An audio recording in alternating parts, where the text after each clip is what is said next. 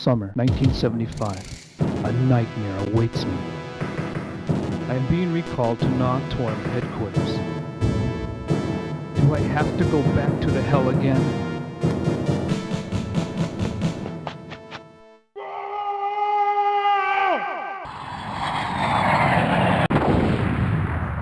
On April 26, 1990, the Neo Geo multi-video system was released. And alongside it, SNK had a few launch titles to showcase the power of the system.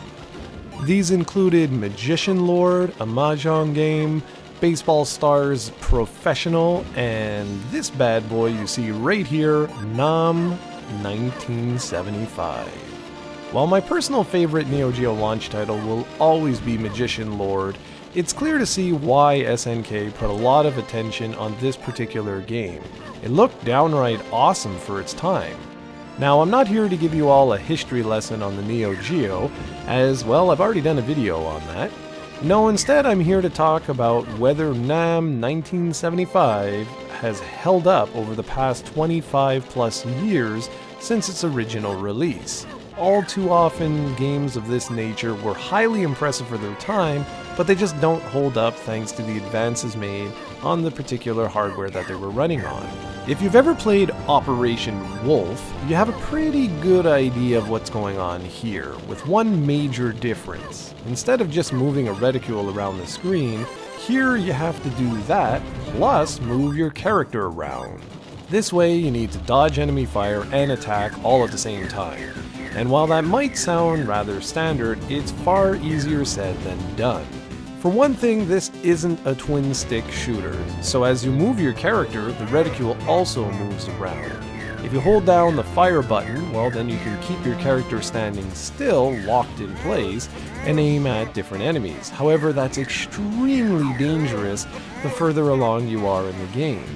Thankfully, you can run to the left, you can run to the right, and you can also perform a little roll of sorts to get out of incoming fire.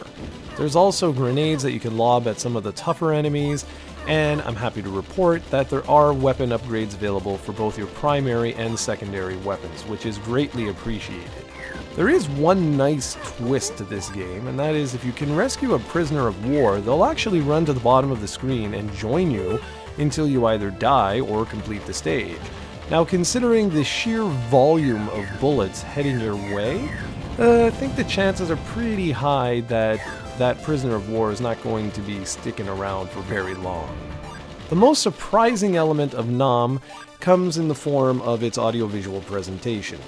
This is one area where I find holds up really well, especially when you consider that this was a launch title. The voiceovers are exceptionally well done for their time, and the animations are rather impressive for your main character. The game feels sort of like a retelling of Apocalypse Now, and I'm okay with that. The graphics are certainly simplistic, but they do a good job of conveying the different locations and environments.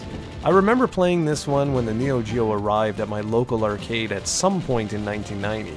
It was awesome to see the power of the system, but I always gravitated towards Magician Lord, and even today, while I play this game, I'm sort of like, I want to go and play Magician Lord again.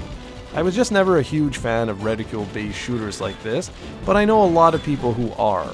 So if you're one of those that's interested in checking this game out, well, it's another one that's available as part of the Neo Geo Arcade Archive series of digital Neo Geo releases.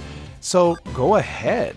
It also comes with all the usual bells and whistles, from being able to make the game easier, to save states, and more. If you'd like to see where the Neo Geo platform started, well guys, it started right here.